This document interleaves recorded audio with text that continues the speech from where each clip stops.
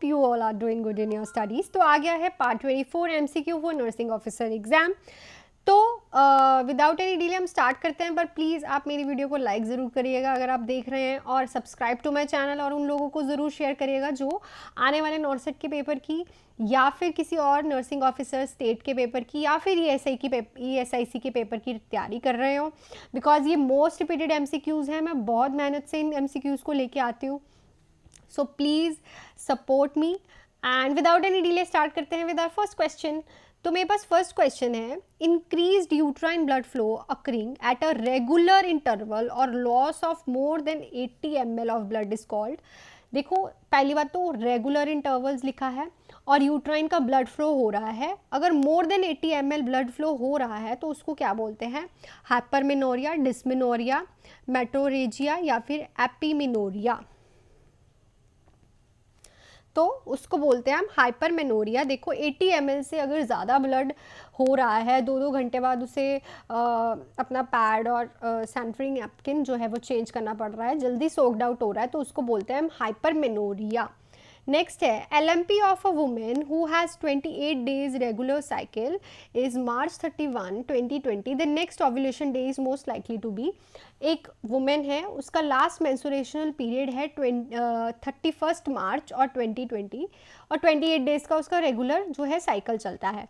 तो उसकी जो नेक्स्ट ओव्यूलेशन डे है वो कब होगी? तो मैंने आपको पहले ही बता रखा है, इससे 14 डेज पे काउंट कर लीजिए। अब 31 से 40 डेज पे जाएंगे तो हमारी कौन सी डेट आएगी? अप्रैल 13 से 2020, 31, 1, 2 ऐसे करके आप करेंगे तो 14 डे को आप नेक्स्ट ओव्यूलेशन डे मान सकते हैं। नेक्स्ट पे चलते हैं, which of the following is not true about the pre menstrual syndrome. देखो, इनमें से कौन सी जो स्टेटमेंट है वो प्री मेंस्ट्रुअल सिंड्रोम के हिसाब से गलत है? It occurs during the last half of the menstrual cycle. It resolved with the onset of menstruation. It occurs during the luteal phase. It resolved with the onset of ovulation. सो देखो, जो pre menstrual syndrome होते हैं वो periods के mostly week और 2 weeks पहले ही start हो जाते हैं, ठीक है। तो ये तो फर्स्ट ऑप्शन हमारी ठीक हुई। और रिजॉल्व भी होते हैं जैसे ही तुम्हारे मेंसेस स्टार्ट होते हैं, ल्यूटेनाइजिंग फेज पे ही वो जब ओवम रिलीज हो जाता है उसी पे ही अक्कर होते हैं। और resolve with the onset of ovulation, तो ये गलत है। ओव्यूलेशन के ऑनसेट पे वो रिजॉल्व नहीं होते, ओव्यूलेशन के बाद प्री मेंस्ट्रुअल सिंड्रोम स्टार्ट होता है। नेक्स्ट पे चलते हैं, foetal circulation, deoxygenated blood present in. Foetal circulation में डीऑक्सीजनेटेड ब्लड किस में प्रेजेंट होता है? Umbilical artery, umbilical vein, pulmonary artery या फिर all of above? Important question है। तो डीऑक्सीजनेटेड ब्लड किस में होता है? अम्बिलिकल आर्टरी में। और अम्बिलिकल वेन में क्या होता है? हमारा ऑक्सीजनेटेड ब्लड। और पल्मोनरी आर्टरी में क्या होता है? हमारा डीऑक्सीजनेटेड ब्लड। 2A 1V होती है, 2 आर्टरी 1 वेन। नेक्स्ट पे चलते हैं, the extreme softening of a cervix during the first trimester is known as. पहले 3 मंथ में, फर्स्ट ट्राइमेस्टर में जब सर्विक्स की एक्सट्रीम सॉफ्टनिंग हो जाती है उसको क्या बोलते हैं? चैडविक साइन, ऑसिएंडर साइन, गॉडल साइन या फिर हॉमन साइन। हॉमन आएगा यहाँ पे। तो उसको बोलते हैं हम हमारा गूडल्स साइन, ठीक है। गूडल साइन को बोलते हैं हम extreme softening of the cervix during the first trimester. देखो, चैडविक साइन में क्या होती है? ब्लूइश डिस्कलरेशन हो जाती है वजाइना की, या फिर हल्की सी ब्लैकिश में, ठीक है, पर्पलिश में बोल सकते हैं। ऑसिएंडर साइन में क्या होता है कि हमें पल्सेशन फील होती है वजाइना फॉर्निक्स में, ठीक है। फॉर्निक्स में वजाइना के पल्सेशन फील होती है। हॉमन साइंस हम DVT में देखते हैं। क्या करते हैं? उसकी डॉर्सीफ्लेक्शन कराते हैं फुट की। अगर उसकी नी के बिहाइंड डिस्कम्फर्ट हो रहा है, ठीक है, तो उसको बोलते हैं हम presence of DVT, deep vein thrombosis.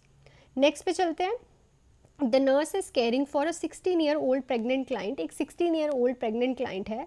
The client is taking an iron supplement. वो आयरन सप्लीमेंट ले रही है। What should this client drink to increase the absorption of iron? तो ये क्लाइंट क्या ड्रिंक करेगी जिससे आयरन की ऑब्जॉर्प्शन जो है वो अच्छे से हो जाए? A cup of hot coffee, a glass milk, a glass of orange juice या फिर एंटासिड सॉल्यूशन। तो ऑब्वियसली क्या करेगी? A glass of orange juice, क्योंकि उसमें क्या होता है? हमारा विटामिन सी। जो विटामिन सी है वो क्या कराता है? आयरन की ऑब्जॉर्प्शन अच्छे से कराता है। सो नेक्स्ट क्वेश्चन पे चलते हैं। Normal range of foetal heart rate is, normal range जो है FSH वो कितनी होती है, फीटल हार्ट रेट कितनी होती है, सॉरी FHR कितनी होती है, 80 से 100, 122 से 160, यहाँ पे 120 आएगा, सॉरी 120 से 170 या फिर मोर देन 150। सो जो नॉर्मल हार्ट रेट होती है फीटल की वो होती है 120 से 160, ठीक है। अगर 120 से कम है तब भी कोई दिक्कत है, अगर 160 से ज़्यादा है तब भी कोई दिक्कत है। नेक्स्ट पे चलते हैं। Which of the following stage of labour would the nurse assess crowning, ठीक है। कौन सी स्टेज पे जो है वो लेबर क्राउनिंग को देखेगी, ठीक है। अब मैंने स्टेजेस ऑफ लेबर आपको कराया था, ठीक है। अगर आपने वो ध्यान से टॉपिक पढ़ा है तो, अगर आपने नहीं पढ़ा तो प्लीज़ आप वो वीडियो जाके देख सकते हैं, और अगर आपने पढ़ा होगा तो आपको पता होगा कि कौन सी स्टेज पे हमें दिखती है, फर्स्ट स्टेज पे, सेकेंड स्टेज पे, थर्ड स्टेज पे, फोर्थ स्टेज पे। सो सेकेंड स्टेज पे दिखती है। देखो फर्स्ट स्टेज में तो क्या होता है, painful contraction to the full opening of the cervix. अब सर्विक्स ओपन हो गया तो इसमें क्या होता है, full opening of the cervix to the delivery of the baby. Third में क्या होता है, delivery of the baby to the delivery of the placenta. और फोर्थ में क्या करते हैं हम, आफ्टर डिलीवरी 30 मिनट्स की ऑब्जर्वेशन फॉर द मदर। तो सेकेंड स्टेज में हमें क्राउनिंग दिखती है। क्राउनिंग क्या होती है, जो बेबी का हेड है वो वजाइना की ओपनिंग से आपको दिखने लग जाता है, टॉप उसका जो है वो दिखने लग जाता है, और ये सेकेंड स्टेज ऑफ लेबर में होता है, ठीक है। तो आप, अगर आपने वो वीडियो नहीं देखी तो प्लीज़ आप उस वीडियो को जाके देख सकते हैं, मैं उसका लिंक डिस्क्रिप्शन बॉक्स में दे दूंगी। नेक्स्ट देखिए, when the membranes get ruptured before the onset of labour is called. जब हमारी जो मेम्ब्रेन्स हैं वो रप्चर हो जाती है onset of the labour before के, तो उसको क्या बोलते हैं, early rupture, premature rupture, adequate rupture या फिर आर्टिफिशियल रप्चर।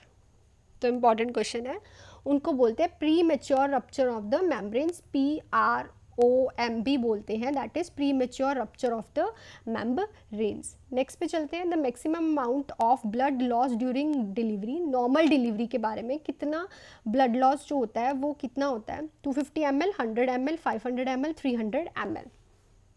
सो 500 ml जो है नॉर्मल डिलीवरी में जो मैक्सिमम ब्लड लॉस होता है, अगर इससे ज़्यादा हो रहा है तो मदर को क्या दिक्कत हो सकती है, PPH, पोस्टपार्टम हैमरेज की दिक्कत, और मदर शॉक में भी जा सकती है।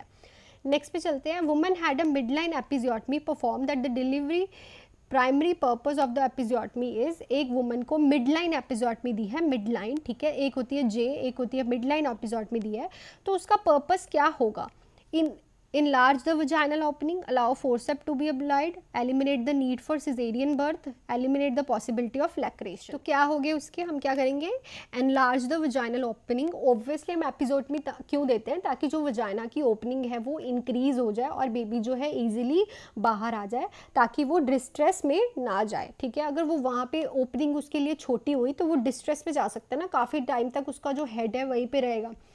तो फोर्सेप के लिए नहीं होती, ना कि सिजेरियन। सर जब नॉर्मल डिलीवरी के लिए जा रहे हैं तो इसमें सिजेरियन का और लैक्रेशन की भी कोई पॉसिबिलिटी, हाँ लैक्रेशन के लिए भी एलिमिनेट करने के लिए ये नहीं होती, just for enlarge the opening of the vagina.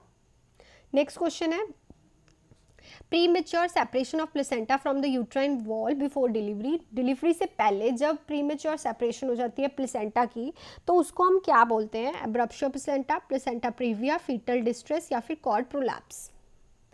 तो उसको हम बोलते हैं एब्रप्शियो प्लेसेंटा, ठीक है। जब भी प्रीमेच्योर सेपरेशन हो जाती है प्लेसेंटा की यूट्राइन वॉल से, जो प्लेसेंटा है वह खुद ही अलग होना शुरू हो जाता है डिलीवरी से पहले, तो उसको बोलते हैं एब्रप्शियो प्लेसेंटा, ठीक है।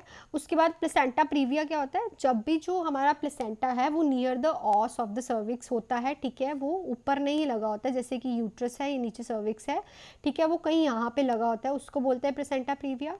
फीटल डिस्ट्रेस तो पता ही है आपको, जब फीटल डिस्ट्रेस हो जाता है उसको ऑक्सीजन की दिक्कत आती है। कॉर्ड प्रोलैप्स मतलब जो कॉर्ड है वो प्रोलैप्स्ड हो रखी है। So thank you for watching this video. I hope ये क्वेश्चंस आपको हेल्पफुल होंगे, क्योंकि मैं बहुत मेहनत से लेके आती हूँ कि मोस्ट रिपीटेड क्वेश्चंस है गायनी एंड ऑब्स के। सो मेरे को आप कमेंट सेक्शन में लिख दो आपको कौन सी और सीरीज़ चाहिए, ताकि मैं वो क्वेश्चंस रोज़ डालती रहूँ। और अगर आप ये वीडियो अभी तक देख रहे हैं तो please hit the like button, और अगर आपको कोई भी टॉपिक जो है इलेबोरेट करवाना है तो आप वो कमेंट सेक्शन में लिख देते हैं। So please subscribe to my channel and share to your friends. Thank you so much.